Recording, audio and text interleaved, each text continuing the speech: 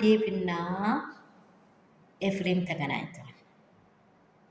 አገር ውጭ ሄዶ ይዝናና፣ ፓስፖርቱን ስጠው። አይታችኋል አይደለም? እኔ ትክክል ነው ትዳሩ እንድመልስ ውሻ ካለፈ ጅብ ካለፈ ውሻ ጮኸ የሚባል ነገር አለ። ጅብ ካለፈ ውሻ ጮኸ። ለምን ከሄደ በኋላ ነው ጮኸው? ትወጣለህ፣ ታያለህ፣ የለም ሄዷል። አብርሃም እንደዚህ ጨልሎ እስከሚሄድ ድረስ ሩታ ህይወት ለማበላሻት ቀዳዳ እየፈለጋችሁ ዴብ ቡዚ ቀዳዳ እየፈለጋችሁ ህይወቷ ላይ ትዳር የያዘችው ሴት ላይ እንደዚህ ያለ ጠንቅ እንዲመጣ ያልታመመውን ሰው ታሟል ብላችሁ የመረጠውን ትዳር ካልክላችሁ መንገድ ላይ የሩታንና የአብርሃምን ህይወት ያጠፋችሁ ዴብ ቡዜ ናችሁ። ለምንድን ነው አንተ ነህ ብለህ አንተን የሚያወራ ስለሌለም እንዴ? የምር አንተ የሚያወራ የለም። ዴብ በእውነት ለምንድን ነው ቁልቁል የምታስበው?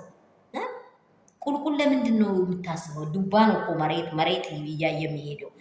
ለራሴ ዱባ ሆና ሄርሜላ ብር ከፍላ በልተ ከሁሉም ወጥተዋል ደግሞ ነገሮቹ። የምር እኔ በጣም የሚያስጠላኝ ሰው ማለት ዴብ ነው። ይሁን በቃ ለምን ኤግዛክትሊ የማይናገር በቃ ትክክለኛ ነገር የማይናገር ትዳር ይዟል፣ ልጅ ወልዷል። በዚህ ይሄ ትልቅ ሰው ነው። ከትልቅ ሰው የሚጠበቅ ነገር አይደለም ያወራው።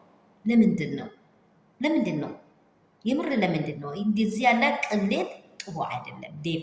አንተ ለልጅህ ማሳደር ያለብን ይሄ ልጅ ብቻውን አይቀርም። ይሄ ልጅ አባት እናቱን አይጠው፣ ሌላ አባት ሌላ እናት አይሁን ብሎ ነው በልጅነቱ ይሄን ያህል ስታገል። ለምንድን ነው ይሄ ልጅ እንደዚህ ያለ ቁልፍ የሆነ ሀሳብ ላይ ቆሞ የሚከራከረው ብላችሁ ዞር ብላችሁ አይታችሁ ታውቃላችሁ? ኤፍሬም ዛሬ አንቴና ላይ ቆሞ የሚታወራው በእውነት ለምላስ ዳገት የለም የሚባለው ይሄ ነው።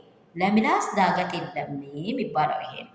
ዴቭ ለአንተ ሰላም የኔ ቤተሰብ እንደምን አላችሁ? ሁሉ ሰላም፣ ሁሉ መልካም ነው። እኔ ጋር ሁሉ ሰላም ነው። እግዚአብሔር ይባረክ። ሰላማችሁ ብዝት ትርፍ ይበልልኝ። ያላችሁበት ስፍራ እግዚአብሔር አምላክ ይጠብቃችሁ።